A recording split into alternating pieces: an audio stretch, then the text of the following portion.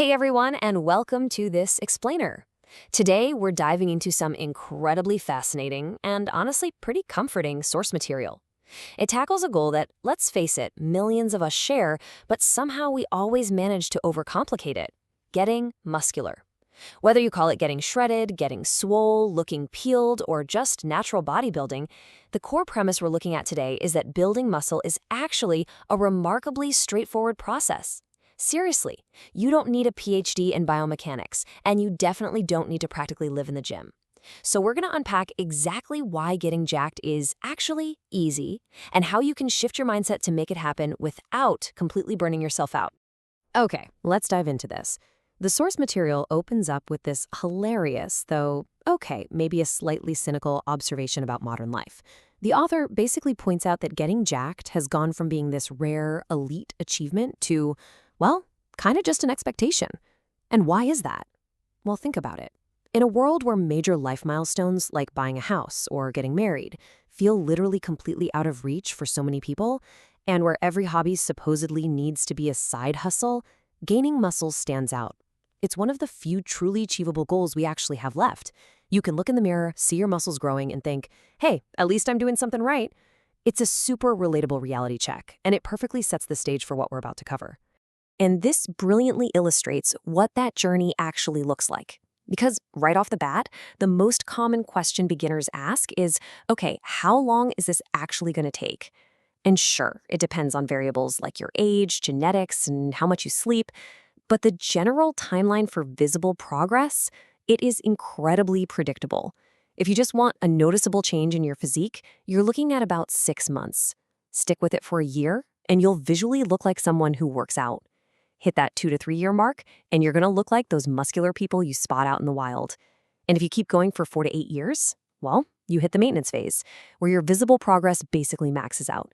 It's honestly a really comforting roadmap. Just a little patience yields guaranteed, highly visible results over a very specific time frame. To understand why that timeline works the way it does, we kind of have to look at how progress actually happens. Spoiler alert, it's not a straight line. It exponentially slows down. The first 2 years are what the fitness world calls newbie gains. And this phase, it is incredibly fast. You can do pretty much any recommended routine, and as long as you're making a real effort to lift hard, get some sleep, and eat your protein, you literally cannot fail to build muscle. It's basically a freebie. But then you enter the next phase, maybe gains. During years 3 and 4, you're absolutely still growing, but the progress is noticeably slower. You can't just rely on a completely random schedule anymore or jump on whatever machine happens to be open. You actually have to start tracking your sets, dialing in your diet, and really prioritizing that sleep. Now, let's fast forward to year 8, the infamous 8-year plateau. At this late stage, someone who has trained for 8 years looks basically identical to how they looked at year 4 or 5. You're essentially just in maintenance mode. And this lack of visible progress, it drives a lot of lifters absolutely crazy. The source points out that to feel some sense of progression again, people will often switch to powerlifting, maybe rock climbing, or they just get desperate.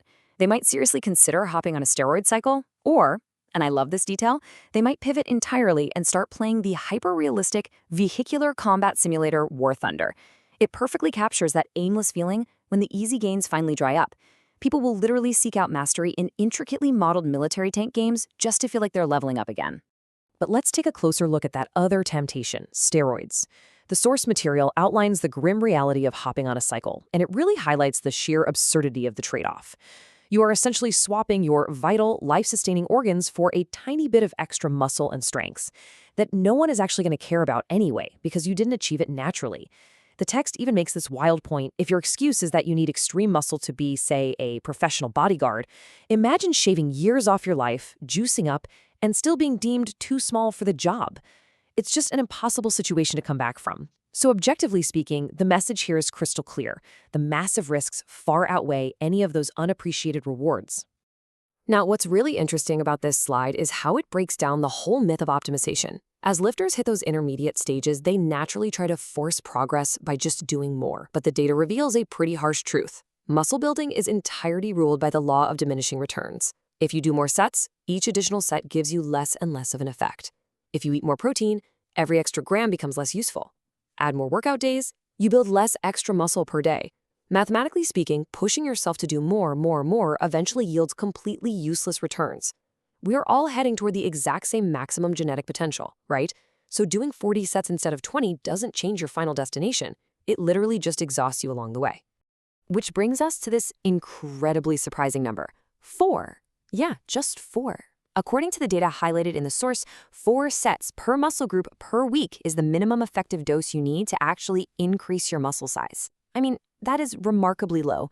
When you realize that pushing yourself to do double the effort gives you barely any additional muscle size, you might as well stick way closer to this number. It saves so much time and energy, and it absolutely gets the job done. And honestly, it gets even easier when you factor in this next concept, fractional sets. So a fractional set basically means that when an exercise targets multiple muscles at once, it counts as a partial set for those secondary muscles. For example, think about a set of pull-ups. They're primarily meant for your back muscles, right? But as anyone who's looked at those transparent anatomy diagrams on gym machines knows, your biceps are also highly active during a pull-up. So that single set of pull-ups actually counts as half a set for your biceps too. By utilizing fractional sets, hitting that minimum effective dose of 4 sets a week becomes incredibly efficient. Let's move to and see how this builds, because ignoring that minimum effective dose leads right into the biggest trap people fall into, a vicious burnout loop. Step 1, people get super motivated and start working out 6 days a week. Step 2, they inevitably burn out and stop going to the gym for an entire month. Step 3, they eventually drag themselves back just to recover the progress they lost during their time off. And step 4, they get exhausted all over again and quit. The source points out that this self-defeating loop is the #1 reason people get stuck looking the exact same for multiple years in a row. They're basically just repeating the same weights for the same reps forever because they are constantly moving backward. To truly succeed, you have to consider this comparison. On one hand, you have the inconsistent optimizer. This person is burning out on a brutal 6-day schedule, constantly starting over from scratch. Now contrast that with the consistent realist. This person works out just 2 times a week, but, and this is the absolute key here, they never ever miss a week. They might just be doing some completely unoptimized 90-minute full-body routine they found on the first page of Google. But because their progress is constantly creeping up, adding an extra rep here, a little more weight there, and never going down, they will slowly but surely max out their muscular potential. Consistency beats perfectionism every single time, no contest. And this brings up a really important reminder for anyone who ever feels intimidated at the gym. The source specifically calls out those moments when you just feel like quitting because you see the sweats, those super intense guys squatting 400 pounds and making hissing sounds like a literal pressure washer on every rep. It's so easy to look at them and feel like you don't belong. But remember that timeline we looked at earlier. With simple, unbroken consistency, you are only about 3 to 5 years away from being that exact person yourself. You're on the exact same path. They literally just started walking it a little earlier than you did. And even when you finally do reach that ceiling where you aren't getting noticeably bigger, there's a pretty profound reason to keep going. It's captured perfectly by this piece of, gym bro wisdom. Even if you're not getting bigger, bro, the health benefits, they last your whole life, bro. And it's true. Things like bone density, joint health, and glucose regulation, these are lifelong rewards. The ceiling for your muscle gain is exactly the same no matter how fast you rush to get there. And since you're going to have to keep working out to maintain your physique and your health anyway, there's absolutely zero reason to stress out about the speedier progress. All right, as we wrap up this explainer, let's tackle something fun. What are the absolute most common Google questions about gaining muscle? Let's rapid fire through these. First up, what is the best workout split? Honestly, the best split is simply whatever machines happen to be open at your gym. Next, does calisthenics work? Yes, absolutely, but it's much harder to make measurable progress because you can't just add a 5-pound plate like you can with traditional lifting. When does the soreness go away? Usually, it's completely gone after just a few weeks of consistent training. And finally, how do you gain weight? Look, while it varies a bit from person to person, the core truth is beautifully simple. Lift hard, sleep more, and eat more. It really doesn't need to be any more complicated than that. So the crucial point really boils down to this. If we are all heading toward the exact same maximum genetic potential, and we all have to keep lifting for the rest of our lives just to maintain that muscle and reap those health benefits, what is the actual point of rushing? Why stress over perfectly optimal splits, extreme fad diets, or burning yourself to a crisp 6 days a week? Getting jacked is a lifelong, surprisingly low-stress endeavor. As long as you show up consistently, enjoy the process, and never stop, you literally cannot fail. I really hope this explainer relieves some of that gym anxiety for you and empowers you to just get started. Thanks so much for learning with me today.